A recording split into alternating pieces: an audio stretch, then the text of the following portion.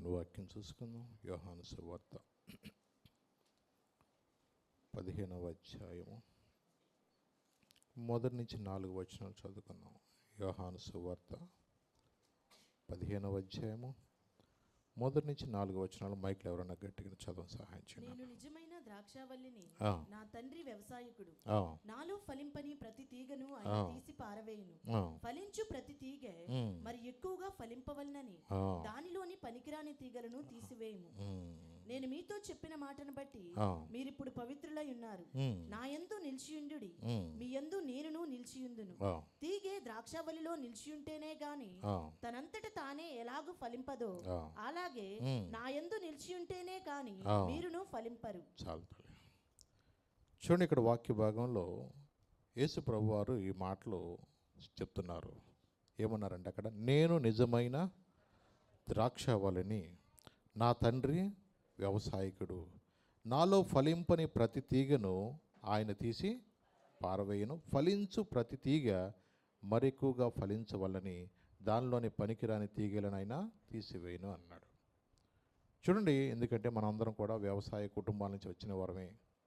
అలాగే వ్యవసాయం చేసేటప్పుడు కూడా మనం ఒక విత్తనము ఫలించాలంటే దానికి మనము ఏమేమి చేయాలో కూడా అవన్నీ కూడా మనకి తెలుసు. చూడండి, విత్తనము పెట్టిన తర్వాత వెంటనే అది ఫలమైతే రాదు, కానీ దానికి చేయవలసినవన్నీ కూడా వ్యవసాయంలో వాటిని దున్నటము కానీ, విత్తనం వేసినప్పుడు అది ఎదుగుతానికి కావాల్సిన నీటిని కానీ, వాటి సస్యరక్షణ చర్యలన్నీ కూడా చేయాలా. అలాగే వాటికి కావలసిన కలుపుకు తీయటం కానీ, అలాగే దానికి కావాల్సిన పురుగు మందులు, ఇవన్నీ కూడా ప్రతి వ్యవసాయదారుడు కూడా చేస్తూ ఉంటాడు. ఒక ఆశ ఏంటంటే, మనం వ్యవసాయం చేస్తున్నప్పుడు అది మరి ఎక్కువగా ఫలించాలనుకుంటాం. విత్తనాలు వేసి ఎవరు వదిలిపెట్టరు. విత్తనం వేసిన తర్వాత ఆ విత్తనాన్ని అది మొలకెత్తే వరకు కూడా దాన్ని చూస్తారు. మొలకెత్తడం మాత్రమే కాదు, ప్రతిదినము దాని ఎదుగుదల అనేది గమనిస్తూ ఉంటారు ప్రతి వ్యవసాయదారుడు కూడా. అంటే వాళ్ళు ఆ సంవత్సరము పెట్టిన విత్తనాలు అది ఫలించాలని, వాటి మరి ఎక్కువగా ఫలించాలన్న ఉద్దేశంతో వాటికి ఏమేమి చేయాలో వ్యవసాయదారుడు కూడా అవన్నీ కూడా చేస్తూ ఉంటాడు. ఇవన్నీ కూడా మన శరీరరీతిగా మనకు అన్నీ కూడా తెలిసిన విషయాలే. కానీ దేవుడు మరి మనం ఆత్మీయంగా కూడా ఫలించాలని చూస్తున్నాడు. మరి ఆత్మీయంగా మనం ఫలించాలంటే మనము ఏమేమి చేయాలి? దేవుని యొక్క మందిరానికి వచ్చినంత మాత్రాన మనము ఫలిస్తామా? చూడండి, ఎందుకంటే కొన్నిసార్లు దేవుని యొక్క బిడ్డలుగా దేవుని యొక్క వాక్యాన్ని కూడా మనమేమో చదవాలా, వాక్యాన్ని ధ్యానించాలా, అలాగే మన ప్రార్థనా జీవితాన్ని కూడా మనము పెంచుకోవాలి. ఎందుకంటే చిన్నపిల్లలకి ఆహారం పెట్టేటప్పుడు ఎంత పెడతారు చెప్పండి? వారికి తినగలిగినంత పెడతారు.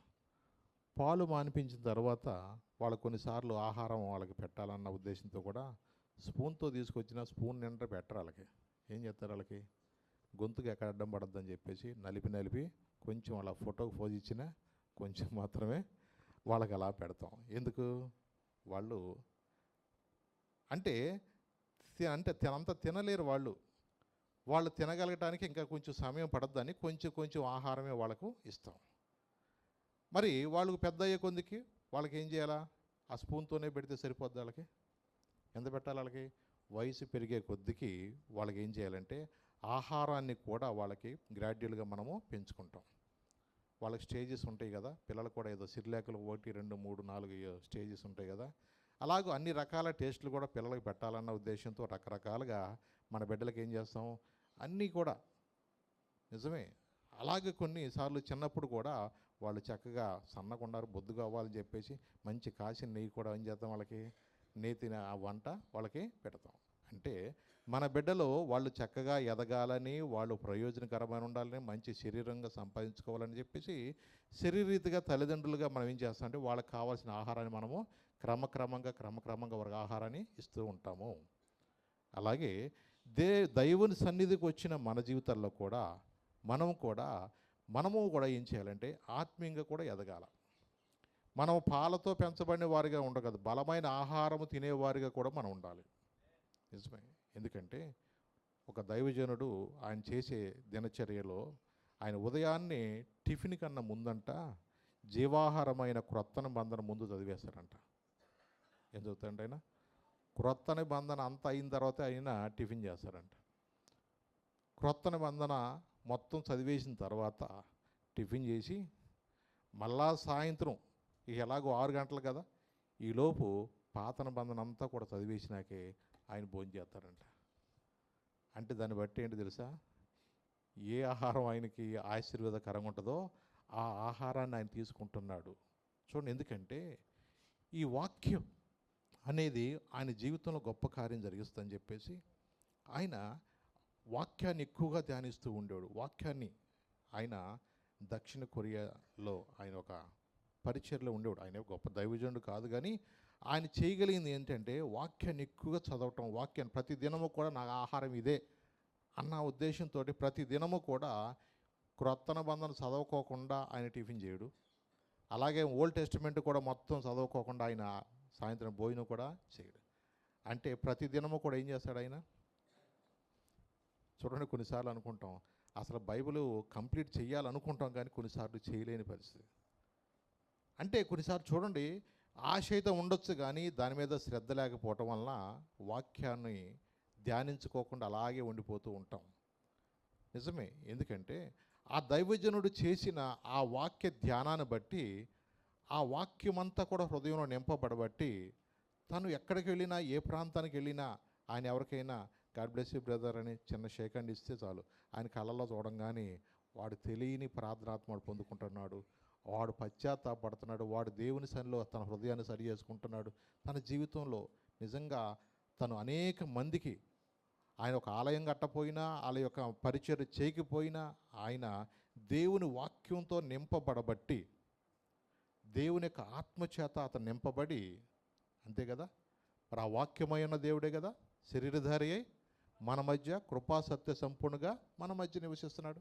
మరి ఆ వాక్యమైన దేవుడు ఎప్పుడైతే ఆయన హృదయంలో నింపుకున్నాడో, ఆయన షేకండ్ ఇచ్చిన, ఆయన కంటి చూపుతో అలా చూసిన పరిశుద్ధాత్మ అనుభవంలో వాళ్ళు పొందుకుంటాం, అనేక మంది పశ్చాత్తాపడతాం. నిజమే, దగ్గర 10 లక్షల మందిని ఆయన క్రీస్తులోకి నడిపించాడంటాడు ఆయన. చూడండి, కొన్ని రహస్యాలు కొంతమంది ద్వారా మనం వింటున్నప్పుడు మనం కూడా కొన్ని నేర్చుకోవాలి. నిజమే, ఎందుకంటే ఆ వాక్యాన్ని మనం ఏం చేయాలంటే మనం కూడా ధ్యానించాలి. ఆ వాక్యమే మనల్ని బ్రతికిస్తుంది. ఆ వాక్యమే ఏం చేస్తుంది? నీ బాధల్లో కూడా నెమ్మదిస్తుంది. మరి దేవుని యొక్క మందిరానికి వస్తున్న మన జీవితాల్లో కూడా మనము కూడా ఏం చేయాలంటే ఆత్మీయంగా ఫలించాలి. ఎలా ఫలించాలా? ఆత్మీయంగా ఫలించాలి. మరి ఆత్మీయంగా ఫలించకోకుండా మరి ఏమన్నా మనలో ఉంటున్నాయా? పనికిరాని తీగిళ్ళు, పనికిమాలిన ఆలోచనలు, ఇంకా మనలో దేవునికి ఇష్టం లేని ఏమున్నాయో అవన్నీ అన్నీ కూడా ఏం చేయాలి? మనము తీసివేసుకోవాలి. అంటే మన యొక్క జీవితంలో ఏదైతే మనకి పనికి రానిది ఏదైనా ఉందంటే, వ్యవసాయం చేసేటప్పుడు కూడా కొన్నిసార్లు ఏదైతే మనకు పనికి రాకోకుండా ఉంటాయో కొన్ని కలుపు మొక్కలు ఉంటాయి, మనం వాటిని వేయిపోయినా ఏం చేస్తే కొన్నిసార్లు కలుపు మొక్కలు వస్తాయి. వాటన్నిటిని కూడా ఏం చేస్తాడు వ్యవసాయదారుడు? వాటన్నిటిని కూడా తీసివేస్తాడు. ఇది పనికిరాంది. ఆ తీగలు ఎన్నో ఉంటాయి, కొన్నిసార్లు వాటిని అసలు చుట్టేసుకుని అసలుకి ఆ చెట్టును కూడా రానివ్వకోకుండా అసలు చెట్టునే కవర్ చేసేటట్టుగా, కొన్నిసార్లు మందులు ఎన్ని కొట్టినా బలవంత ఆటికన్నా ముందు ఈటికే పనిచేస్తుంది అన్నట్టుగా ఎదిగిపోతూ ఉంటాయి. అందుకని వ్యవసాయదారుడు ఏం చేస్తాడు తెలుసా? మొదట చేసేది కలుపు అనేది నిర్మూలన చేస్తాడు. ఆ కలుపు అనేది తీయకపోతే ఈ మొక్క అనేది సరిగ్గా ఎదగదు. అలాగే కొన్నిసార్లు మనలో కూడా కొంతమంది చెడ్డ స్నేహితులు ఉంటారు. ఆ చెడ్డ స్నేహితులు, చెడ్డ అలవాట్లు నువ్వు మానుకోకపోతే నువ్వు ఫలించలేవు. కొంతమంది అనుకుంటారు నేను ఈ సంవత్సరం నాకు బాగా కలిసి వస్తుందో లేదో అని కూడా కొంతమంది జాతకాలు చూపించిన వాళ్ళు ఉంటారు. కొంతమంది ఈ సంవత్సరం మాకు ఎలా ఉంటుందో అనుకుంటారు కొంతమంది. కొన్నిసార్లు మనుషులు కూడా రకరకాలుగా ఆలోచన కలిగి ఉంటూ ఉంటారు. నాకు తెలిసిన ఒక దైవజనుడు కూడా ఇట్లాగే, ఆయన కూడా ఇలాగే వెళ్ళారు. జాతకాలు చూపించుకున్నప్పుడు వాళ్ళు చెప్తారు, ఏం చెప్తారు అన్నట్టుగా వెళితే ఆయన ముందు వ్యక్తికి అన్నాడు, అబ్బబ్బబ్బా నీ అదృష్టం ఎంత బాగుందిరా, అసలు నీ రేఖ ఎంత బాగుంది, అసలుకి నువ్వు 25 ఏళ్ళు వచ్చేలోపల 2 అంతస్తులు ఇల్లు కట్టేస్తావు, నువ్వు దాంట్లో ఉంటావు అని చెప్పేసరికి వెనకాల ఈయనకి ఏమలా ఉంది? దడబట్టుకుంది ముందు. ఎందుకంటే మరి నా గురించి ఏం చెప్తాడో ఏంటో అసలుకి, నా జాతకం ఎట్టుందో అన్నట్టుగా ఆయన ఆలోచిస్తూ ఉన్నాడు. సరే మొత్తానికి ఆయనది అయిపోయింది అనుకున్న ఆయనకి ఈయన వెళ్ళాడు వెనకాల. ఈయన వెళ్ళంగానే ఈయన అన్నాడు, అబ్బబ్బబ్బా అసలుకి నీ యొక్క నువ్వు ఎంత నష్టజాతకుడురా, అసలు దరిద్రం అంతా నీ ఇంట్లోనే ఉంది, నీ చేతిలోనే ఉందన్నంట.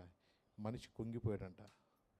చూడండి, కొన్నిసార్లు మనుషుల యొక్క వాళ్ళు చెప్పే మాటలను బట్టి మనుషులు అనుకుంటారు ఇక నా జీవితం ఇంతేనేమో అనుకుంటూ ఉంటారు. చూడండి, కొన్నిసార్లు కొంతమంది మనుషులు కూడా ఏం చేస్తారంటే నా జీవితం ఏమవుద్దో అని వెళ్తే ఆడికేం తెలుసు, ఓ పక్కన చిలకన పెట్టి కూర్చుంటాడు, ఓ పక్కన జాంకాయ పెట్టుకుని, లేదంటే సాప వేసుకుని రెండో కుర్రో రెండే మొత్తానికి ఆడేదో చెప్తారు అంటూ ఉంటాడు. అసలు ఆడి జాతకం తెలిస్తే అసలు ఆ పరిస్థితిలో ఆడు ఉంటాడు అక్కడ, అక్కడ కూర్చుంటాడు. ఆడు అక్కడ కూర్చోడాడు. ఆడి జాతకం తెలిస్తే ఆడు ఎలాగో మార్చుకోవాలో అన్నీ మార్చేసుకుంటాడు. ఆడే మనకు చెప్తాడా? కానీ మనుషులు ఎవరు నమ్ముతున్నారు ఇవాళ? వాటిని నమ్ముతున్నారు ఇవాళ. నిజమే, ప్రతి ఒక్కరిని కూడా దేవుడు ప్రేమిస్తే ప్రతి ఒక్కరితో దేవుడు చెప్తున్నాడు, ప్రయాసపడి భారం మోసుకొని సమస్త జనులారా నా యొద్దకు రండి అయ్యా, నేను మీకు విశ్రాంతి ఇస్తాను, నా కాడిసులు నా భారము తేలిక అని చెప్తుంటే దేవుని యొద్దకు రాలేకపోతున్నారు ఈరోజు చాలామంది. పలానా స్థలంలోకి వెళ్ళండి, కోట్ల మంది ప్రజలు వెళ్ళిపోయి నదుల్లో స్నానం చేస్తుంటే పుణ్యం వస్తుందని చెప్తే ఏంటని అనుకుంటే జనాలు అవ స్నానం చేస్తేనే పుణ్యం వచ్చేది, ఇంకెందుకని అసలుకే. ప్రజలను అపవాది మోసం చేస్తున్నాడు ఈరోజు.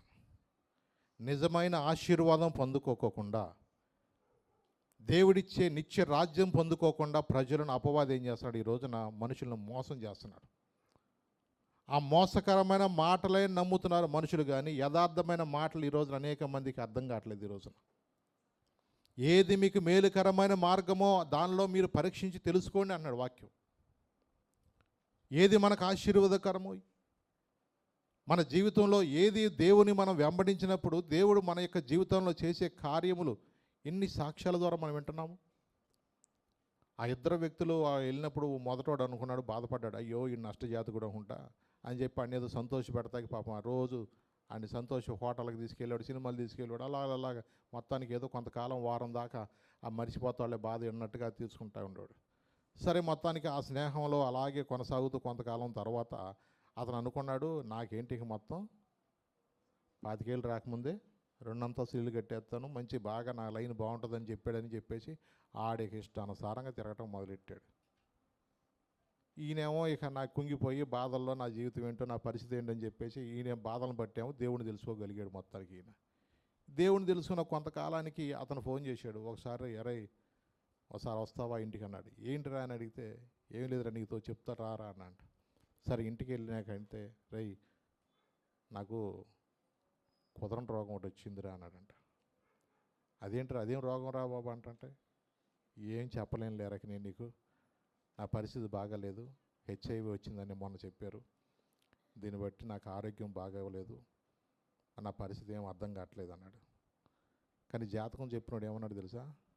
25 ఏళ్ళు వస్తే అసలు నీకు మొత్తం కలిసి వస్తుంది, 2 అంతస్తులు ఇల్లు కట్టేస్తా ఉన్నాడు.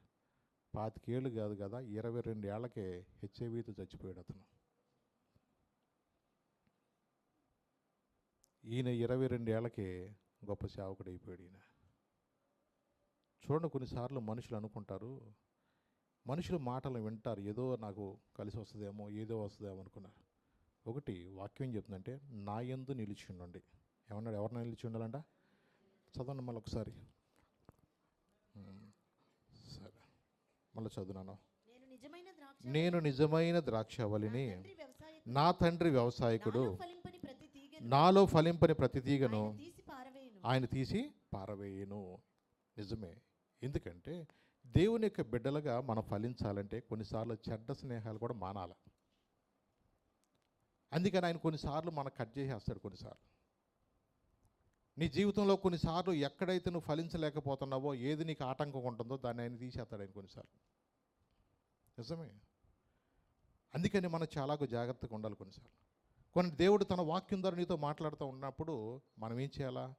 వాక్యం విని, ఈ స్నేహాల వల్ల నా జీవితంలో పాడైపోతున్నాను, ఈ స్నేహాన్ని కట్ చేసుకోవాలి. నిజమే.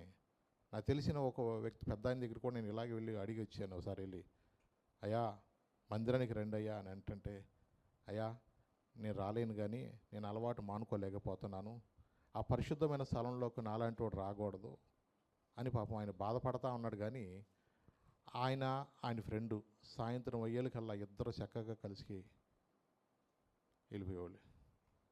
అంటే వాళ్ళకి ఏ అలవాటు ఉంది వాళ్ళిద్దరికి? ఆయన ఆటం ఆలస్యమైంది అనుకో, ఈయన ఆయన దగ్గరికి వెళ్ళిపోయాడు, ఈయన ఆయన దగ్గరికి వెళ్ళిపోయాడు. ఇద్దరు కలిసి సాయంత్రం కల్లా కొంచెం ఆన్ అయితే కానీ వాళ్ళకి ఏమనుకునేది, వాళ్ళకి మా జీవితంలో ఇదే పెద్ద గొప్ప సంగతి అనుకునేవాడు. చూడండి, ఎందుకంటే దేవుడు కొన్నిసార్లు హెచ్చరిస్తూ ఉంటాడు. నువ్వు ఏది స్నేహాలు మానుకోవాలో, ఎవరు అలవాట్లు మానుకోవాలో ఏదో చెప్పినప్పుడు వాటిని వినాల. అందుకే అన్నాడు, ఆత్మ చెప్పు సంగతులంట చెవి గలవాడు వినుడుగాక అన్నాడు. దేవుడు కొన్నిసార్లు వాక్యం ద్వారా మాట్లాడుతున్నప్పుడు నా గురించి కాదులే, ఎవరో గురించి ఎప్పుడు అనుకోవద్దు. మనం కూడా దాన్ని మనం విని లోబడినప్పుడే మన జీవితాలు ఆశీర్వాదకరంగా ఉంటాయి. అందుకని వినకుండా కొంతమంది వచ్చిన కాడి నుంచి గురకలు తీపిస్తాడు ఆడు చేసే పని అది నిజమే. ఎందుకంటే చాలామందిలో కూడా వినాలన్న ఆశ లేకుండా అపవాదు చేస్తాడు. సాతాను ఎవరికి భయపడతాను అనుకున్నారు మీరు? పాటలు పాడుతున్నారు గట్టిగా, ఈ పాటలు పాడే వాళ్ళు ఏముండదు, వీళ్ళంతా టాలెంట్ చూపించుకుందాం అనుకుంటారు కొంతమంది. పాటలు పాడేటప్పుడు నన్ను చూడు, నా యొక్క టాలెంట్ చూడు అన్నట్టుగా అనిపిస్తూ ఉంటుంది. అందుకని క్వాయిర్ బృందంలో కూడా వాడు చాలామందిని ఏం చేస్తాడు, అటు ఇటు చెడ్డ చూపులు చూపించేసి వాళ్ళని కూడా లాగేస్తాడు వెనక్కి. అలాగే కొన్నిసార్లు నీవు వాక్యాలు ఎన్నో వింటూ ఉంటావు, ఎన్ని విన్నా ఆడి వినండి అనుకుంటూ ఉంటాడు. వీళ్ళు ఏమో చక్కగా వాక్యం వింటానే ఉంటారు, పక్కన ఏదో పని చేసుకుంటూనే ఉంటారు, అలా చేస్తూ ఉంటారు. అలాగే కొన్నిసార్లు వాక్యం విన్నా సరే ఆడు చేసే పని ఆడు చేస్తూ ఉంటాడు. నీకు ఎందుకులే, ఆయన చెప్తూ ఉంటాడు కానీ నువ్వు చల్లగా పడుకో. అంటే అనేక మందిని వాడు ఏం చేస్తారంటే, వాక్యం అనేది వింటే వాళ్ళ విశ్వాసం పెరుగుద్దని వాక్యం వినకోకుండా వాడు చేస్తాడు. వినటం వల్ల ఏమొస్తుంది చెప్పండి?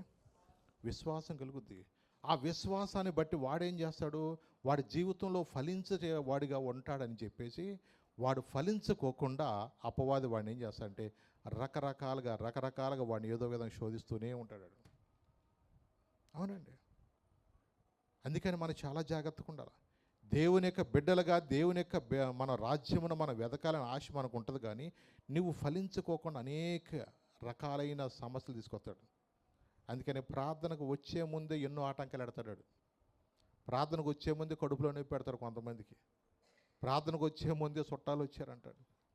కొంతమందిని అడుగుతూ ఉంటాను, అమ్మ ప్రార్థన రాలేదేంటి అంటూ ఉంటుంటే, అయ్యా ఆ రోజు చుట్టాలు వచ్చేసారయ్యా, వద్దాం అనుకున్నా కానీ కుదరలేదయ్యా అన్నాడు. అంటే కొన్నిసార్లు ఏం చేస్తాడంటే వాడు నిన్ను ఏ విధంగా అయినా సరే ఆటంకపరచాలి. ఈ వారం తప్పించాడు అనుకోబాకండి, వచ్చే వారం కూడా ఇంకో ప్లాన్ నీ కోసం ఎత్తాడు. ఆడు మీ విరోధి అయిన అపవాదాడు. ఎవడాడు? మీ విరోధం ఎక్కడ అయింది? ఆడితే ఇప్పుడు మాట్లాడుకున్నారు మీరేమన్నా? మన విరోధం అంతా వాడు ఏం చేస్తాడంట, నీవు నిత్య రాజ్యము పొందుకోకుండా, దేవుని యొక్క నిత్య రాజ్యములకు వెళ్ళకోకుండా నిన్ను అనేక రకాలుగా వాడు ఏం చేస్తాడంటే, నిన్ను ఎప్పుడూ కూడా దేవుని యొక్క రాజ్యంలో వెళ్ళకోకుండా నిన్ను ఏదో ఒక విధంగా ఆటంక పెడుతూనే ఉంటాడు. ఆడికి భయపడేది ఎవరికో తెలుసా? నువ్వు మోకాళ్ళేసి నువ్వు ప్రార్థన చేస్తే. ఎవరికాడు? నువ్వు మోకాళ్ళేసి నువ్వు ప్రార్థన చేస్తే వాడు భయపడతాడు.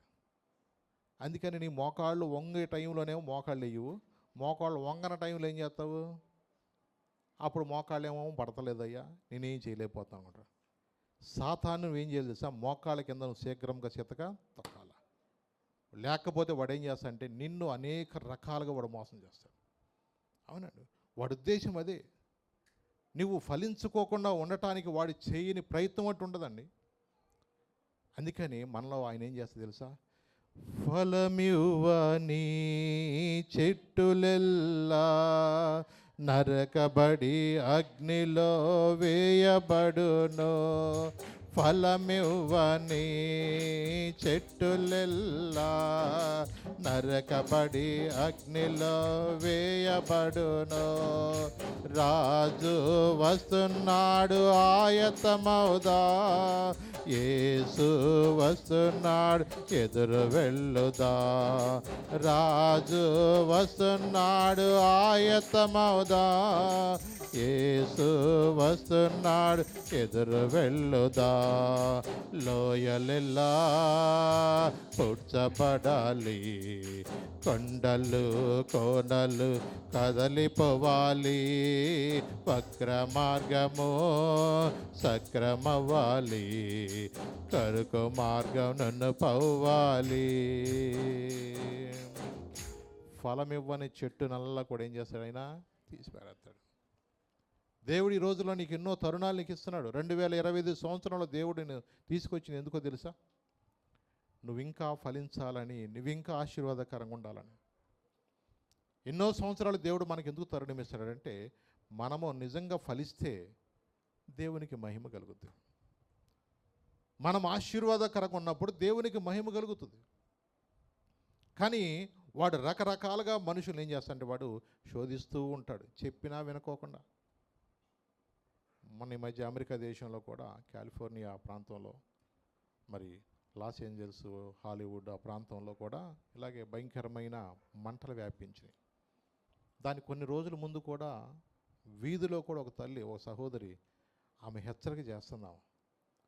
ఆ దినం ముందు నినివే పట్టణం ఎలాగైతే నాశనమైపోతుందో అని హెచ్చరిక చేయమన్నట్టుగా దేవుని యొక్క ఆత్మ ప్రేరేపణ చేత ఆ సహోదరి చెప్తుంది, మీరు మారు మనసు పొందండి, రక్షణ పొందండి, దేవుని సంపాదించుకోండి, దేవుని ఉగ్రత మీ మీద రాబోతుందని చెప్పి తను నిజంగా తను వీధిలో చెప్తున్నప్పుడు అసలు ఏటో పిచ్చది వాగుతుంది అనుకున్నారు వాళ్ళు.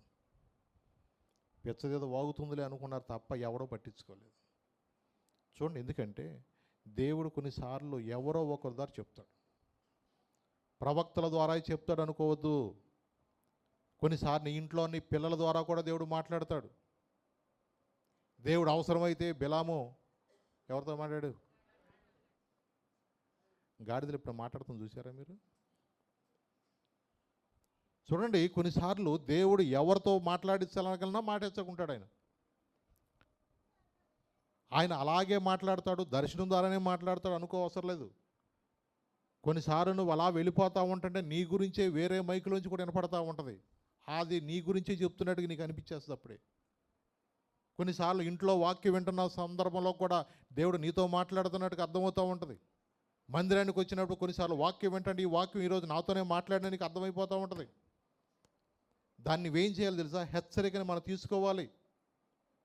యెహెజ్కేలు ప్రవక్త చెప్తున్నాడు 33వ అధ్యాయంలో చూడండి ఒకసారి. బాకానాదం విని జాగ్రత్త పడమని చెప్తున్నాడు అక్కడ. తీన్నాను ఒకసారి యెహెజ్కేలు 33వ అధ్యాయంలో 3వ వచనం చదువుతున్నానా? అతడు దేశం మీదకి ఖడ్గము వచ్చుట చూచి, అతడు దేశం మీద ఖడ్గం వచ్చి చూచుట చూచి బాకా ఊది జనులను హెచ్చరిక చేసిన సమయమున ఎవడైనను బాకానాదము వినియును జాగ్రత్త పడనందున ఖడ్గం వచ్చి వాని ప్రాణమును తీసినేడలా వాడు తన ప్రాణమునకు తానే ఉత్తరవాది. ఇంకా చదువునా? బాకానాదం వినియును వాడు జాగ్రత్త పడకపోయిన గనుక తన ప్రాణమునకు తానే ఉత్తరవాది. ఏలయనగా వాడు జాగ్రత్త పడిన ఎడల తన ప్రాణమును రక్షించుకొను, తన ప్రాణాన్ని రక్షించుకుంటాడు. అది దేవుడు తన హెచ్చరికను చెప్తున్నాడు. అనేక సందర్భాల్లో అనేక ప్రాంతాల్లో కూడా అనేక హెచ్చరికలు దేవుడు ఎందుకు మనకిస్తున్నాడు? ఆయన వచ్చే సమయానికి ముందు అనేక కరువులు, భూకంపాలు, యుద్ధాలు ఇలాంటివి జరుగుతాయి. ఆయన సూచనలు చెప్తున్నప్పుడు దాన్ని బట్టి మనం ఏం చేయాలా? హెచ్చరికను బట్టి మనం తీసుకోవాలి. హెచ్చరిక అంటే ఏంటి చెప్పండి? నీకు వార్నింగ్. అది దేవుడు చెప్తున్నప్పుడు దాని విషయంలో మనం ఏం చేయాలంటే లోబడాల్సిందే, దానికి మనం విధేయత చూపించాల్సిందే. ఏదోలే దేవుని యొక్క పరిచయలో వాళ్ళు ఏదో చెప్పుకుంటున్నారు అనుకోదు ఎప్పుడు కూడా. ఒకటి, మనము ఎవడు దీనుడై విరిగి నలిగిన హృదయం కలిగి నా మాట విని వణుకుతాడో వారిని నేను దృష్టిస్తాను అన్నాడు. ఏదో అలాగే చెప్తూ ఉంటారులేండి, నా చిన్నప్పటి నుంచి చెప్తున్నారులేండి, ఈ రాకడ ఎక్కడ వచ్చిందిలేండి, ఇవన్నీ ఉట్టి మాటలేండి అని అపవాది నేను ఎన్నోసార్లు నిన్ను వెనక లాగుతూనే ఉంటాడు. మీరు అనుకోని గడియలో ఆయన వస్తాడు. ఎప్పుడు వస్తాడంటే ఆయన అనుకోని గడి, మీరు ఎప్పుడు అనుకోలేరు. అవునండి. తెస్సలోనికీ పత్రిక చూడండి, ఒక్క మాట మీకు చూపిస్తాను కూడా. కోడి కూసినప్పుడు వస్తాడో తెలియదంట, దొంగ వచ్చినట్లుగా ఉంటుంది ఆయన రాకడం గురించి తెస్సలోనికీ పత్రికలో చెప్తాడు ఆయన 5వ అధ్యాయంలో కూడా. 5:2 చదువునాను ఒకసారి. రెండు చదువు.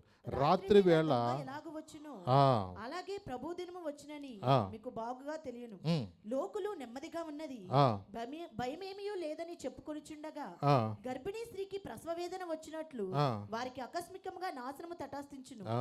గనుక కనుక వారెంత మాత్రమును తప్పించుకొనలేరు. ఆ, సహోదరులారా, ఆ, ఆ దినము దొంగవలే మీ ఆ మీదికి దినము వచ్చుటకు దొంగ వలె మీ మీదకి వచ్చుటకు మీరు చీకటిలో ఉన్నవారు మీరు కారు. చీకట్లో ఉన్నవారు కారు.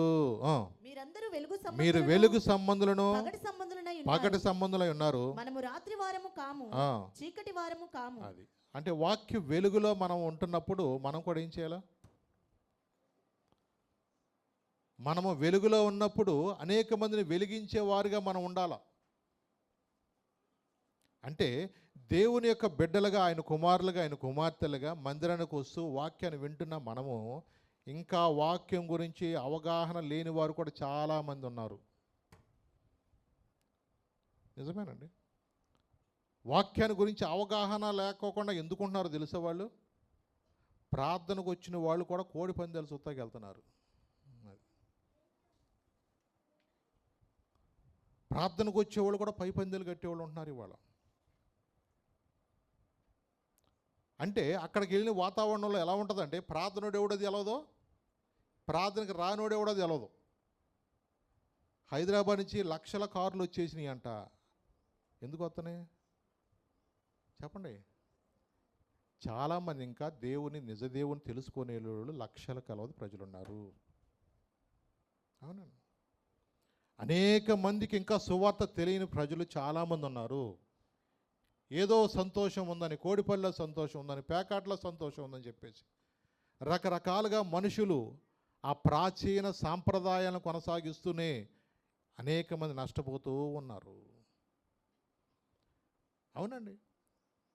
అనేక మంది దేవుని యొక్క వెలుగు పొంది కూడా పొందని వారి వలె ఉంటున్నారు. వాక్యం చెప్పలేదా? కొరింథీ పత్రికలో చెప్పలేదా? అవిశ్వాసులతో ఉండిపోమన్నాడా లేకపోతే ఏమన్నాడు? వాళ్ళతో కలవద్దన్నాడు. అసలు వెలుగుకి చీకటికి ఏం పొందుకయ్యా చెప్పాడా? లేదు చదవనమని ఒకసారి నువ్వు చూస్తే కదా. 2 కొరింథీలుగా ఉంటుంది, 6వ అధ్యాయంలో ఉంటుంది.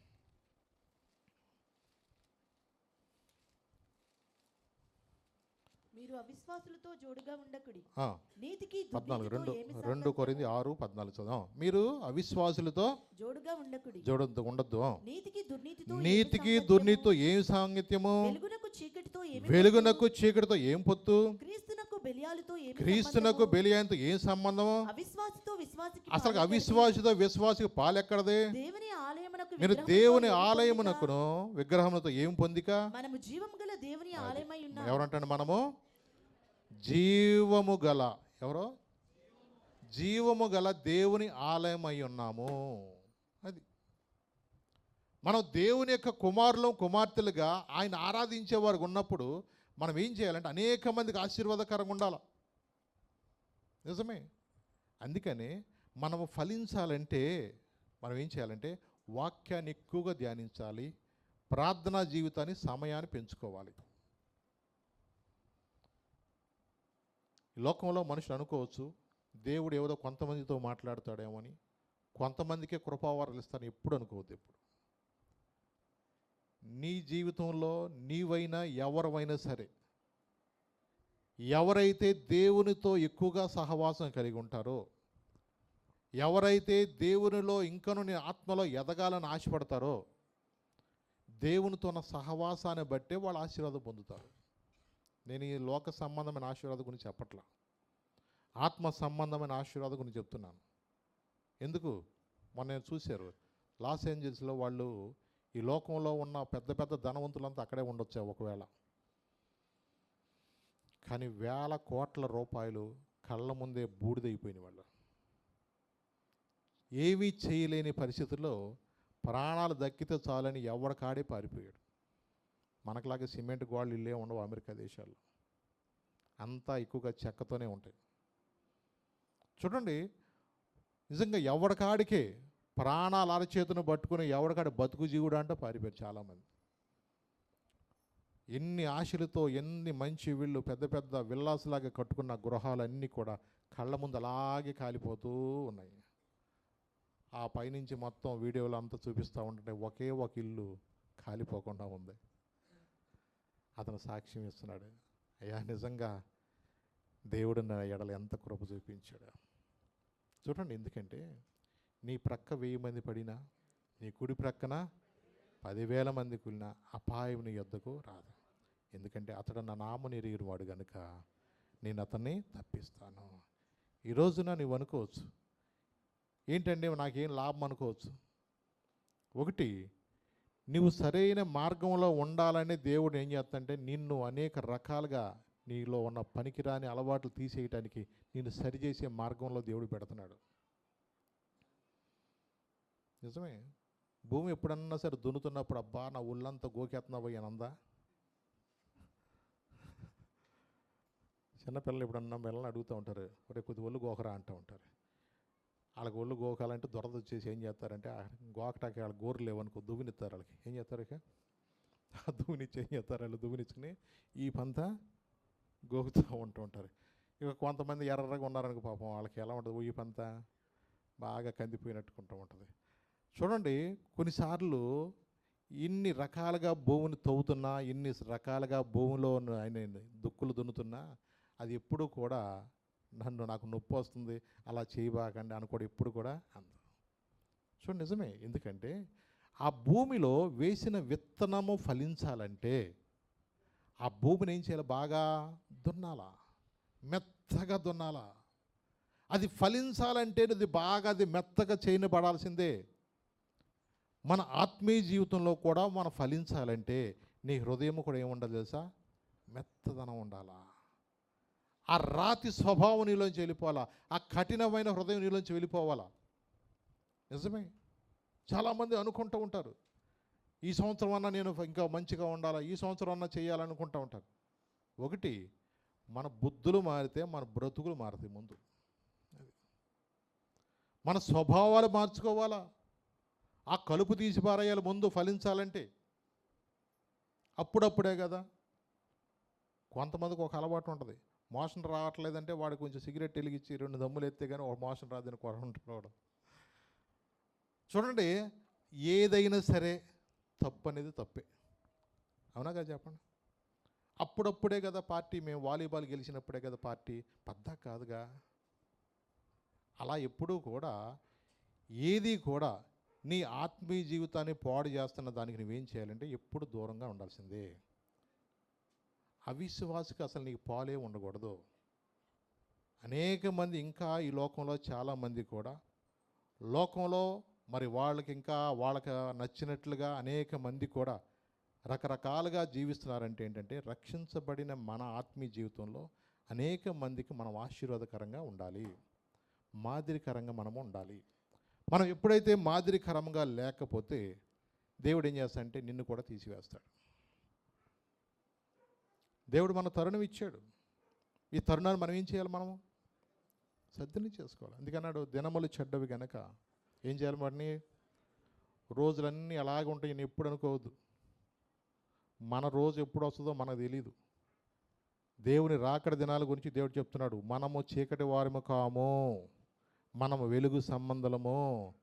దొంగ ఎలాగైతే వస్తుందో దేవుని యొక్క రాకడ కూడా అలాగే ఉంటుంది. కాబట్టి అందరూ అంతటా మారు మనసు పొందవలసిందే. ఏం చేయాలా, అందరూ అంతటా మారు మనసు పొందాల్సిందే. ఎందుకంటే దేవుని యొక్క హెచ్చరికను ఈ రోజున చాలామంది కూడా తీసుకోలేక సామాన్యంగా మన జీవితం అలాగే కొనసాగిపోద్దు అనుకుంటూ ఉంటారు. ఏ క్షణంలో ఏం జరుగుద్దో మనకు తెలియదు. దేవుడు ప్రేమించి మనతో మాట్లాడుతున్నప్పుడు మనం గ్రహించుకోవాలి. అవునండి, ఈ జీవితం విలువైనది, నరులారా రండని సెలవైనది, దేవుని సెలవైనది. ఈ జీవితం విలువైనది, నరులారా రండని సెలవైనది, దేవుని సెలవైనది. సిద్ధపడినావా చివరి యాత్రకు, సిద్ధపడినావా చివరి యాత్రకు, యుగ యుగాలు దేవునితో ఉండుటకు, నీ ఉండుటకు. ఈ జీవితం విలువైనది, నరులారా రండని సెలవైనది, దేవుని సెలవైనది. ఈ జీవితము చాలా విలువైనది. ఒక్క క్షణంలో ఏం జరుగుద్దో మనకు తెలియదు. చాలామంది అనుకుంటున్నారు టేక్ ఇట్ ఈజీ లాగా తీసుకుంటున్నారు అంతే. ఈరోజు దేవుడు ప్రేమించి అనేక స్థలాల్లో సువార్త మీటింగ్లు పెడుతున్నా, అనేక సందర్భాల్లో దైవజనులు పంపుతున్నా, ఈ రోజున చాలామందికి ఎలా ఉంటుందంటే అది చాలా ఏదో మనకు కుదిరితే చూద్దాం లేకపోతే లేదన్నట్టుగా ఉంటుంది. ఒకటి, ఆ దినమున మనం ఎవరమైనా సరే, సామెతల గ్రంథకర్త 1వ అధ్యాయం 25వ వచనంలో ఆయన హెచ్చరిక చెప్తున్నాడు మనతోటి. సామెతలు చూడండి ఒకసారి, 23 నుంచి అవసరమైతే చదువునాను ఒకసారి.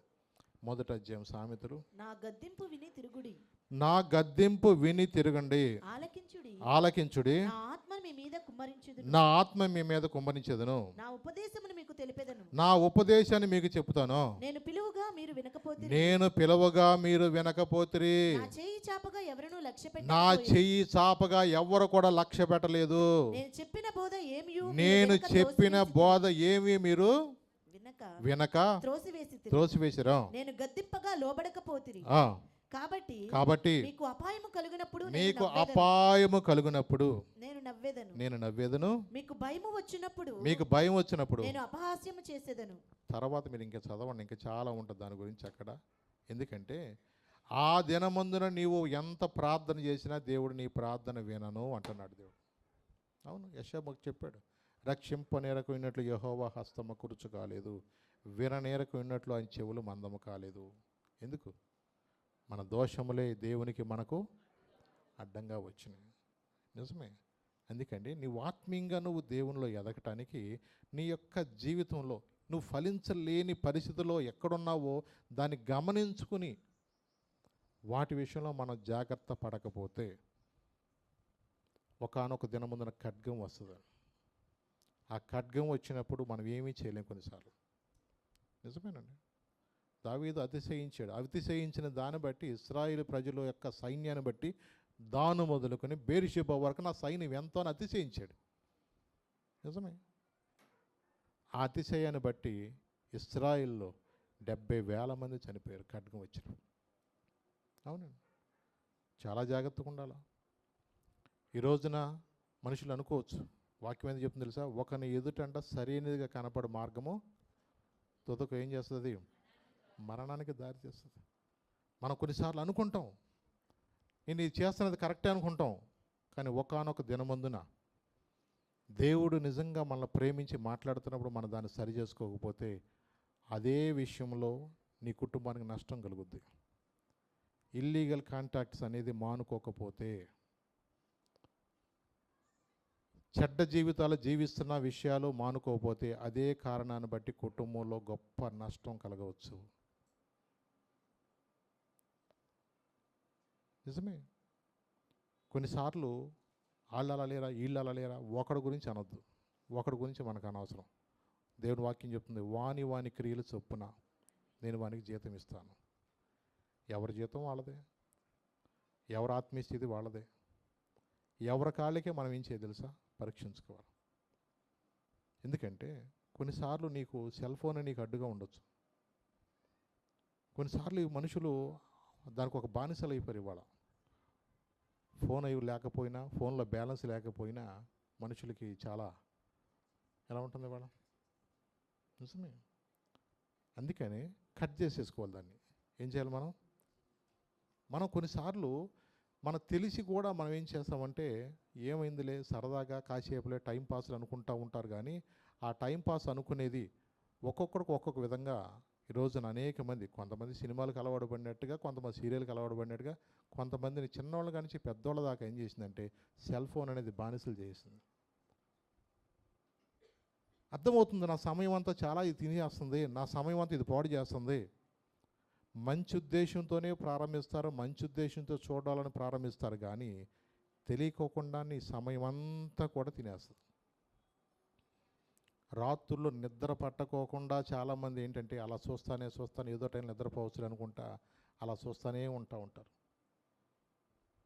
నిజమే, ఎందుకంటే నువ్వు కొంతమంది చెప్తారు నాకు, అయ్యా బైబిల్ తీయగానే ఇప్పుడు నిద్ర వస్తుంది అంటారు.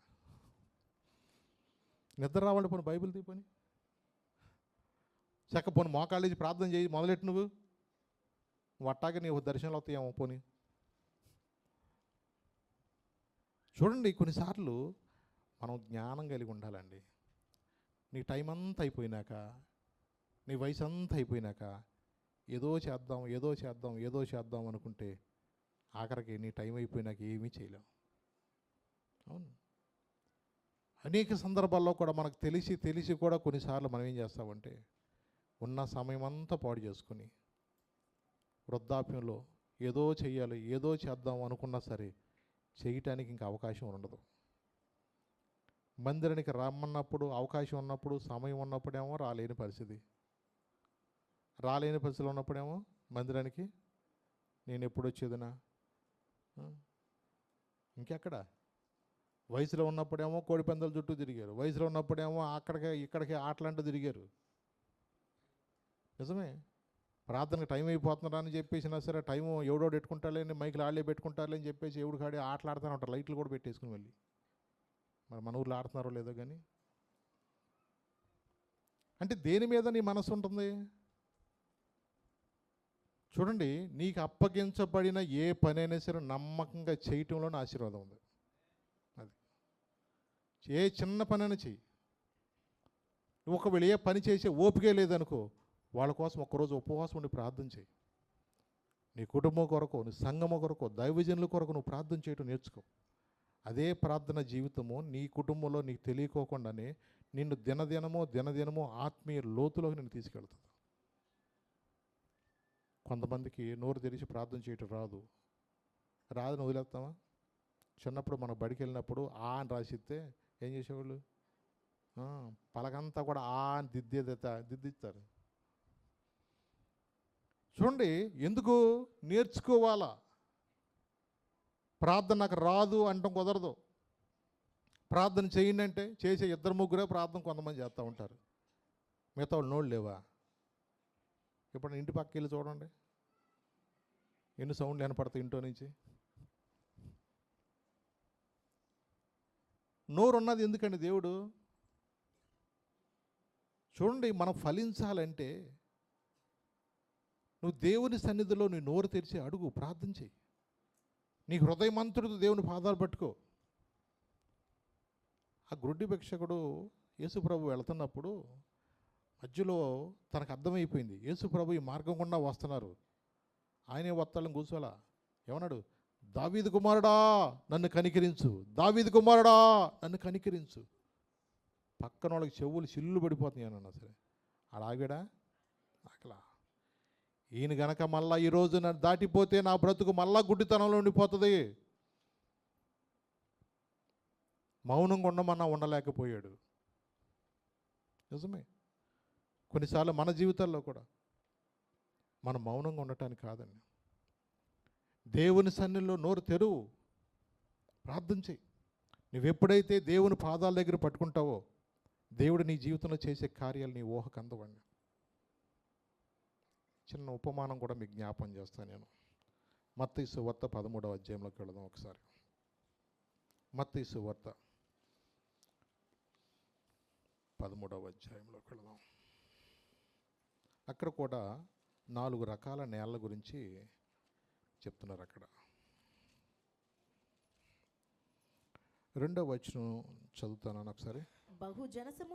బహుజన సమూహములు తన యొద్దకు కూడి వచ్చి ఉన్నందున ఆయన ధోని ఎక్కి కూర్చుని ఉండగా ఆ, ఆయన వారిని చూచి చాలా సంగతులను ఆ, ఉపమాన రీతిగా చెప్పాను. ఉమ్, ఎట్లనగా ఎట్లనగా ఇదిగో ఇదిగో విత్తువాడు విత్తుటకు బయలువెళ్ళెను. ఆ, వాడు విత్తుచుండగా ఆ, కొన్ని విత్తనములు త్రోవ ప్రక్కన పడెను. ఆ, పక్షులు వచ్చి వాటిని మృంగివేసెను. ఆ, కొన్ని చాలా మన్ను లేని రాతి నేలను పడెను. ఆ, అక్కడ మన్ను లోతుగా ఉండనందున ఆ, అవి వెంటనే మొలుచును గాని ఆ, సూర్యుడు ఉదయించినప్పుడు ఆ. అవి మాడి వేరు లేనందున అవి ఎండిపోయెను. మాడి వేరు లేనందున ఎండిపోయెను. ఇంకా కొన్ని ముండ్ల పొదలలో పడెను. ఉమ్, ముండ్ల పొదలు ఎదిగి వాటిని అణిచివేసెను. ఆ, కొన్ని మంచి నేలను పడి ఆ, ఒకటి నూరంతులుగాను, ఆ, ఒకటి ఎరువుదంతులుగాను, ఆ. ఒకటి ముప్పదంతులుగాను ఫలించెను. చాలు తల్లి. ఇక్కడ 4 రకాల నేల గురించి చెప్తున్నాడు. మొదటి రకం నేల ఏమంటున్నాడు? త్రోవ ప్రక్క నేల. ఏ నేల అది? త్రోవ ప్రక్క నేల. రెండో నేల రాతి నేల. మూడో నేల ముండ్ల పొదలో నేల. నాలుగోది మరి ఏ నేలలో విత్తనం ఫలించింది?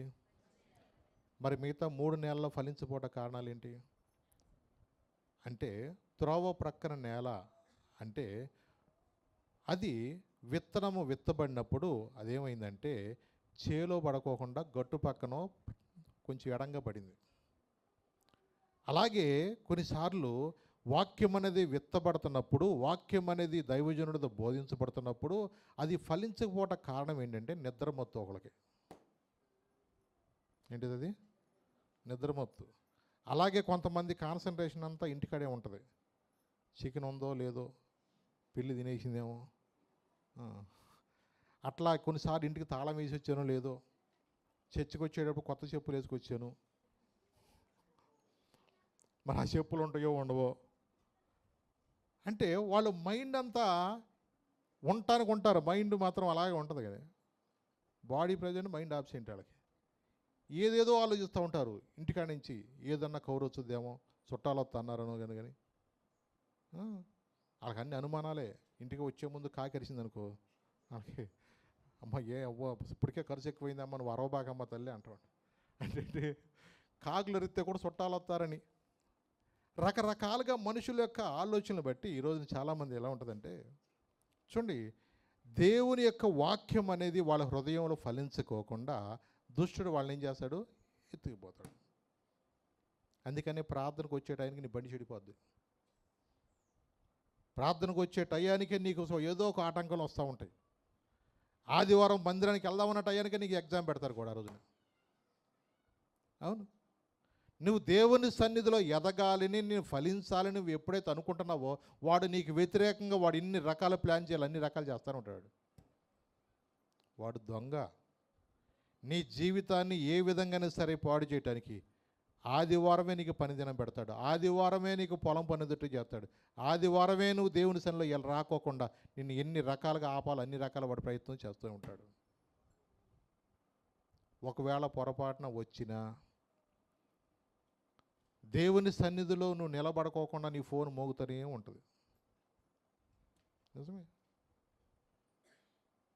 అందుకని మనం చాలా జాగ్రత్తగా ఉండాలి. మందిరానికి వచ్చినప్పుడు ఫోన్ అన్నా మానేయాలి, తేకుండా వస్తే దాన్ని స్విచ్ ఆఫ్లో అన్నా పెట్టాలా, లేదంటే సైలెంట్లో అన్నా పెట్టాలా. నిజమే. ఎందుకంటే మనము ఇతరులకు మనం అభ్యంతరకరంగా కూడా ఉండకూడదు. మనం వాక్యం అనేది విత్తబడుతున్నప్పుడు వాక్యము అనేక మందికి అది ఆశీర్వాదకరంగా ఉండాలి. త్రోవ ప్రక్కన పడిన విత్తనం ఏమవుద్దంటే ఆకాశ పక్షులు వచ్చి ఆ విత్తనాన్ని ఏం చేస్తాయంటే తీసుకెళ్ళిపోతాయంట. గంట సేపు వాక్యం విన్నా ఆ వాక్యము అయిపోయిన తర్వాత వెంటనే ఇంకొకరు మీటింగ్ పెడతారు. కొప్పేసావా, మినపకాయ పోత వచ్చిందా, ఏంటిది, చేను దడిపేవా, అసలుకి ఆలోచన వాళ్ళు అక్కడ ఉంటారే కానీ మనసంతా వాటి మీద ఉండటం వల్ల ఈ ఆకాశ పక్షిలాగా మొదలెడతారంటే చాలుగా. అందుకని కొంతమంది జాగ్రత్త కూర్చోవాలి. మీ పక్కన వాళ్ళు ఉండి ఇవాళ ఇలా మాట్లాడుతున్నారంటే వచ్చే వారానికి కుర్చీ మార్చి, లేదంటే నువ్వు పక్కన ఇంకో ప్లేస్ అని మార్చి, లేకపోతే వాళ్ళు వాక్యం వినరు, ఇంకో వాళ్ళని ఎన్నెవరు. నిజమే, అదో పక్షి. అందుకని మనం చాలా జాగ్రత్తగా ఉండాలి. మనం వినటానికి వచ్చాం, దేవుని మాటలు వినటానికి వచ్చాం. ఏ రూపములో నిన్ను వాక్యము వినకోకుండా నిన్ను నష్టపరుస్తుందో మనం గ్రహించుకుని దాని ప్రకారం మెలకు కలిగి ఉండాలి. రెండవ రకం నేల ఏంటో తెలుసా? రాతి నేల. ఏ నేల అది? రాతి నేల. ఈ రాతి నేల ఎలాంటిదంటే, ఆ రాతి నేల మనుషుల యొక్క హృదయంలో కనబడకుండా కొన్ని రాళ్ళు ఉంటాయంట. మార్కు 7:27 చదవండి ఒకసారి. మనిషి యొక్క హృదయంలో ఇలాంటి కొన్ని రాళ్ళు ఉంటాయంట. లోపల నుండి అనగా మనుషుల యొక్క హృదయంలో నుండి దురాలోచనలు, జారత్వములు, దొంగతనములు, నరహత్యలు, లోభములను, చెడుతనములను, కృత్రిమమును, కామ వికారమును, మత్సరమును, దేవదూషణయు, అహంభావమును, అవివేకము వచ్చును. చూసారండి, ఇన్ని రకాలైన రాళ్ళు మనుషుల హృదయంలో ఉంటాయి అంటండి. నీ హృదయములో ఇన్ని కనబడకోకుండా ఇన్ని రాళ్ళు, ఈ రాళ్ళు ఏం చేస్తాయి అంటే వేరు వ్యవస్థ అనేది లోపలికి వెళ్ళకుండా అడ్డుకుంటాయి. మానవుని యొక్క హృదయంలో కూడా నువ్వు ఆత్మీయంగా ఫలించుకోకుండా నీలో ఉన్న కోపము, అసూయ, మత్సరము, ద్వేషము, పగ ఇలాంటివన్నీ కూడా నీ హృదయంలో ఉన్నప్పుడు ఏం చేస్తాయంటే నువ్వు ఫలించుకోకుండా నేను అడ్డుకుంటాయి. నువ్వు ఫలిస్తే దేవునికి మహిమ. ఎవరికి మహిమ? నువ్వు ఫలిస్తే దేవునికి మహిమ. కానీ అనేక మంది మరి కూడా దేవుని తెలుసుకుంటారని చెప్పేసి నువ్వు ఫలించకూడదని చెప్పేసి నీకు రకరకాలైన ఆటంకాలు పెడతాడు. మనసులో ఏదో ఒకటి వెళ్ళి కానించి పాస్టర్ గారు నా గురించి చెప్తున్నాడు, ఒకవేళ సరి చేసుకోవచ్చుగా, దాన్ని మానుకోవచ్చుగా, దిద్దుకోవచ్చుగా. మనుషులు అన్నాక మనం ఏదో ఒక పొరపాటు అనేది ఉంటాయి. కానీ వాటిని మనము గ్రహించుకొని ఏం చేయాలంటే వాటిని ఒప్పుకొని విడిచిపెట్టేయటం నేర్చుకోవాలి మనం. ఎందుకంటే మనం మన భూములకు మన పేర్లు రాసుకున్నా శాశ్వతంగా ఇక్కడ ఉన్నాం. ఉంటామా? చెప్పండి. ఈ లోకంలో ఏది కూడా మనతో రాదు. మనము ఈరోజు వారమే కానీ రేపటి వారము కాదు. అందుకని యాకోబు భక్తుడు అంటారు, రేపేం జరుగుద్దో నీకు తెలీదు. అందుకని మనం చాలా మెలకువ కలిగి ఉండాలి. మనం ఫలించాలని దేవుడు తన వాక్యం ద్వారా మాట్లాడుతున్నప్పుడు మనలో ఫలించుకోకుండా ఏ రాళ్ళు ఉన్నాయో, ఏ కోపం ఉందో, ఏ అసూయ ఉందో, ఏ ద్వేషం ఉందో, ఏ పగ ఉందో, ఏ వ్యభిచార మనసు ఉందో వాటిని ఏం చేయాలి? మనము తీసివేసుకుంటూ నేర్చుకోవాలి. నిజమే. ఇంకా కొంతమందిలో ఇంకొక రకం నేల ఏంటి? ముండ్ల పద నేల. ఏ నేల అది? ఆ ముండ్ల పద నేల అది ఏంటిదంటే మనుషులను అణిచివేస్తుంది. ఏం చేస్తుంది అది? అణిచివేస్తుందండి. మార్కు సువార్తలో కూడా రాయబడిన మాట, ఒక్క మాట మీకు జ్ఞాపం చేస్తాను. 4వ అధ్యాయం చూడండి.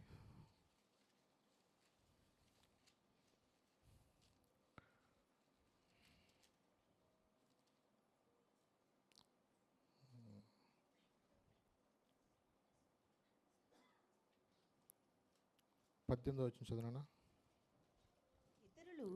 17 నుంచి చదువు. అయితే వారిలో వేరు లేనందున కొంతకాలము వారు నిలుతురు గాని వాక్యము నిమిత్తము శ్రమయైనను హింసయైనను కలుగుగానే వారు అభ్యంతరపడుదురు. ఇతరులు ముండ్ల పొదల్లో విత్తబడిన వారు, వీరు వాక్యం విందురు గాని ఐహిక విచారాలు, ధనమోసాలు మరి ఇతరమైన అపేక్షలను లోపల చొచ్చి వాక్యమును అణచివేయటం వలన నిష్ఫలమవుతుంది. ఈ ముండ్ల పొదల్లో వీళ్ళు వాక్యం వింటారంట, కానీ ఐహిక విచారాలంట. ఏ విచారాలు అంటే రేపు ఎట్టాగా, రేపు పరిస్థితి ఏంటా, రేపు పని ఉంటుందా ఉండదా అంటవా అంటే ఎప్పుడూ కూడా మనిషి ఏదో కోల్పోయినట్టుగా ఆలోచిస్తూ ఉంటారు. ఏదో మనం కోల్పోయినట్టుగా కాదండి. నువ్వు సర్వశక్తిమంతుడి దగ్గరికి వచ్చావు, అందుకని నాకు అసాధ్యమైనది ఏదైనా ఉంటుందా? దేవునికి అసాధ్యమైనది లేదు. నువ్వు నమ్ముట నీ వలన అయితే నమ్మువానికి సమస్తం కూడా సాధ్యమే. ఆయనకు అసాధ్యమైనది ఏది లేదు. అందుకని మనము కూడా దేవుని సన్నిధిలో విశ్వాసంతో మనం ఉండాలా. రేపటి గురించి ఆలోచించదు. అందుకని ఆకాశ పక్షులు కూర్చోండి, ఆ విత్తవు కోయవు, వాటికన్నా మీరు శ్రేష్ఠులు. నిజమే. దేవుడు ఆకాశ పక్షులను పోషించినట్లు నేను పోషిస్తాడు.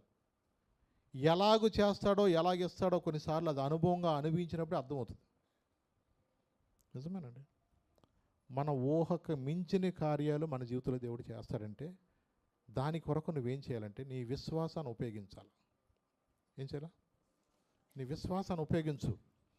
దేవుడు కొన్నిసార్లు మన జీవితంలో ఏదైనా ఒక శ్రమ పంపించాడంటే అది మన మంచి కొరకే అని నువ్వు విశ్వసించాలి. ఏం చేయాలా? ఇప్పుడు యోబు గారికి కొన్ని బాధలు వచ్చినాయి.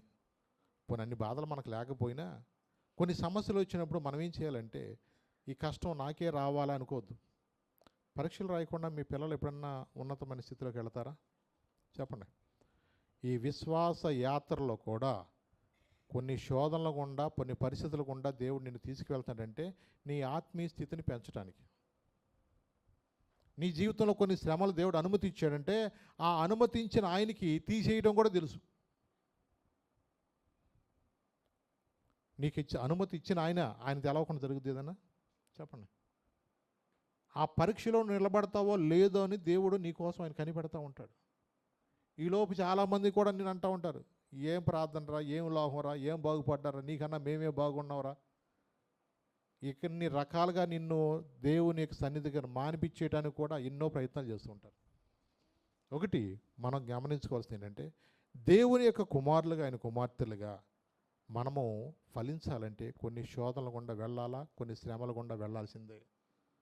వాటిలో కూడా దేవుడు నీకు ఏం చేస్తా అంటే సహాయం చేస్తాడు. వాటన్నిటిలోంచి కూడా విడిపిస్తాడు. మనం పారిపోకూడదు, పిరికొల్లాగా ఉండకూడదు. ఈ పరీక్ష దేవుడు నా కోసం పెట్టాడు. ఎందుకు పెట్టాడు? నిజమే. అందుకని దేవునితో ఉన్న సహవాసమే నిన్ను ఉన్నతమైన స్థితిలో తీసుకెళ్తుంది. ఇప్పుడు నవ్యం అన్నీ కోల్పోయింది. నా దగ్గర ఏముందయ్యా బూడి తప్ప అన్నట్టుగా మాట్లాడుతున్నామా?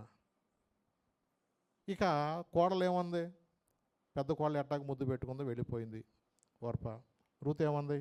నీ దేవుడే, నీ జనమే, నువ్వు ఎక్కడ మృతి పొందుతావో నేను అక్కడే మృతి పొందుతాను. ఇక ఏదైనా సావు వరకు కూడా నీతోనే ఉంటాను. ఆ నిర్ణయాన్ని బట్టి ఏంటో ఈ పిచ్చపిల్ల నా వెనకాల పడుతుంది. అసలు నా దగ్గర ఏముంది, నేనే దండగా అనుకుంటే ఊరికి భారం అయిపోయి అనుకుంటాను. కానీ ఆమె గ్రహించింది ఏంటి తెలుసా? ఆమె ఏ అత్త ఏ దేవుడిని అయితే సంపాదించుకుందో ఆమె నీతి గల జీవితాన్ని చూసింది. ఆమె యొక్క బిహేవియర్ని గమనించింది. ఆమెతో పాటుగా వెళ్ళాలని తను నిర్ణయించుకుంది. మన జీవితాల్లో కూడా మనం ఫలిస్తే మనం అనేక మంది మనం వెంబడిస్తారు. మనం ఆశీర్వాదకరంగా ఉంటే, మాదిరికరంగా ఉంటే అనేక మంది దేవుని యొక్క సన్నిధికి వస్తారు. మనమే కోడి పందాల చుట్టూ తిరుగుతూ, మనమే ఇంకా లోకానుసారంగా తిరుగుతూ ఉంటే, మనమే ఇష్టానుసారంగా అబద్ధాలు బూతులాడుతూ ఉంటుంటే దేవుని నామానికి అవమానం. అందుకని కొన్నిసార్లు దేవుడు మనల్ని పరీక్షించినప్పుడు, మనం కొన్నిసార్లు శోధనల గుండా వెళుతున్నప్పుడు మన ఆత్మీయతని పెంచడానికి వస్తుంది. అందుకని కొన్ని రోగాలు వచ్చినప్పుడే మనం ప్రార్థనలు ఎక్కువ చేస్తాం. కరోనా వచ్చినప్పుడు ఎంతమంది ప్రార్థనలు ఎదిగారో తెలుసా? నిజమేనండి. దేవుడు కొన్నిసార్లు కొన్ని అనుమతిస్తూ ఉంటాడు. అలాగే మన గృహాల్లో కూడా కొన్ని రోగాలను, కొన్ని సమస్యలను దేవుడు అనుమతిస్తాడు. ఎందుకు అనుమతిస్తాడు తెలుసా?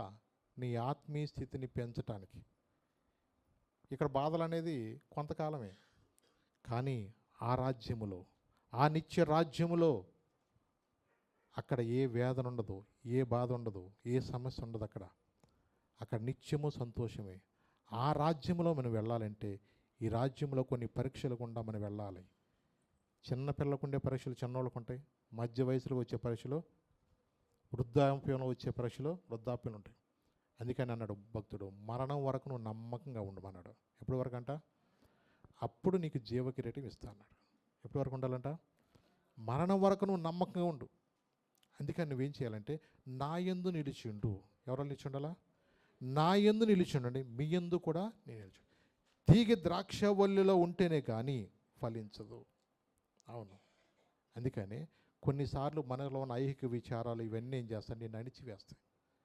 మంచి నేల, 4వ రకం నేల, ఏ నేల? మంచి నేల. ఆ నేలలో ఎప్పుడైతే ఆ వాక్యము విన్న వాళ్ళంట, వాక్యం విని దాన్ని అంగీకరించినప్పుడు వాళ్ళు 30 60 100 ఫలిస్తారు. మరి నిత్యము కూడా మనము వాక్యం వింటున్న మనం కూడా ఏం చేయాలా? 100 ఫలించాలంటే ఏం చేయాలా? వాక్యానుసారంగా జీవించాలి. ఈ వాక్యం ఏమైతే మాట్లాడుతుందో, ఈ వాక్యంలో ఏం సత్యాలు ఉన్నాయో, ఎవరెవరి జీవితాల గురించి దేవుడు మన కోసం రాసించాడో వీటిని పరీక్షించుకో. వీటిని చదువు. నిజమే, నువ్వు ఎప్పుడైతే వాటిని ధ్యానిస్తావో వాక్యాన్ని అలవాటు చేసుకుంటూ నేర్చుకోండి. ఖాళీగా ఉన్నప్పుడు ఫోన్ చూడాలన్న మనసు వచ్చినప్పుడు ఒక్క నిమిషం మీరు ఆలోచించి ఫోన్ పక్కన పెట్టేసి వరుస పెట్టి చదవండి. ఎన్ని అధ్యాయాలు చదవగలుగుతారో చదవండి. మీ జీవితాల్లో చూడండి, తర్వాత మీరు ఎంత ఆశీర్వాదం పొందుతారో మీ కళ్ళారా అనుభవించినాక మీకు అర్థమవుతుంది. అప్పుడు వాక్యం చదివేటప్పుడు కొన్నిసార్లు 4 అధ్యాయాలు చదవంగానే కళ్ళు అటు ఇటు నిద్ర పడుతూ ఉంటాయి. అయినా వెళ్ళి మొహం కడుక్కో. పరీక్షలప్పుడు ఏం చేస్తారు పిల్లలు? పరీక్షలప్పుడు పిల్లలు చదవాలని ఎలాగ ఆశకుంటారో, నీ వాక్యాన్ని కొరకు దావీదు భక్తుడు ఎందుకు ఇంత ఆశపడ్డా? వాక్యాన్ని ధ్యానించాలని, వాక్యములో ఎదగాలని, నీ వాక్యం చదువుతున్న క్రొవ్విని మీదలాగా ఉందని ఎన్ని అన్నాడో ఆ మర్మాలన్నీ నీకు అర్థమవుతాయి. చదువు రాని వాళ్ళు ఉంటే ఎవరన్నా, ఫోన్లో కూడా ఈ మధ్య ఏమొస్తుంది, బైబిల్ ఉన్న దానిలో కూడా ఆ వాక్యాన్ని వినండి. మీరు వాక్యాన్ని మీరు నెమరేయండి. పశువులు ఎలా నెమరేస్తాయో ధ్యానించండి. వాక్యం విన్న తర్వాత ఆ వాక్యాన్ని ఎప్పుడైతే మీరు ధ్యానిస్తారో, వాక్య ప్రకారం జీవిస్తారో, మీ జీవితాలు మళ్ళీ ఎప్పుడు కూడా ఇలాగ ఉండవు. మీ జీవితాలు ఎప్పుడు కూడా నిజంగా ఇలాగ ఎప్పుడు ఉండవు. దేవుడు నిజంగా వాటిని ఆశీర్వాదం చేస్తాడు. 30 60 100 చేస్తాడు. మీరు చేసి చూడండి. ఈ సంవత్సరం మీరు అలా ప్రయత్నం చేసి చూడండి. వచ్చే సంవత్సరం మీరే చెప్తారు, దేవుడు నిజంగా ఎంత గొప్ప మర్మాలు, ఇన్ని సత్యాలు మన కోసం దాచించాడా. ఆ వాక్యాన్ని మనం ధ్యానించిపోవటం వల్ల, అందుకని ఆయనలో నిలిచి ఉండాలి. మనం ఏం చేయాలా చెప్పండి? మరి దేవుడు అంటే ఇష్టం అంటూనే కదా. కొన్నిసార్లు మనం దేవుని సన్నిధిలో వాక్యాన్ని ధ్యానించాలా, ప్రార్థించే వ్యక్తులుగా మనం ఉంటే నీకు కొరకు దేవుడు ఎన్నో సిద్ధపరుస్తాడు. నీకు పని ఎక్కడ ఇవ్వాలో తెలుసు ఆయనకి. నీకు వివాహం ఎవరితో చేయాలో అని తెలుసు. నీకు ఉద్యోగం ఎక్కడ సిద్ధపరిచాడో దేవుడికి అన్నీ తెలుసు. నీ పొలం విషయంలో కూడా, నీకున్న ఇంటి విషయంలో కూడా, నీకున్న సమస్యలన్నిటిలో కూడా దేవుడు నీ కొరకు ముందుగానే వాడిని సిద్ధపరుస్తాడు. ఎందుకో తెలుసా? దేవుని ప్రేమించే వారికి ఏమి సిద్ధపరుస్తాడో అవి కంటికి కనపడవు, చెవి కనపడవు, మనుష్యుదానికి గోచరం కాదు. నువ్వు దేవుని ప్రేమించు. దేవుడిచ్చే ఆశీర్వాదం నువ్వు ఎంత గొప్పయో నీ ఊహకు అందదు. అందుకని నా యందు నిలిచుండండి, మీ యందును కూడా నేను తీగలుగా మనము ఆయనలో నిలిచుంటేనే బహుగా మనము ఫలిస్తాం.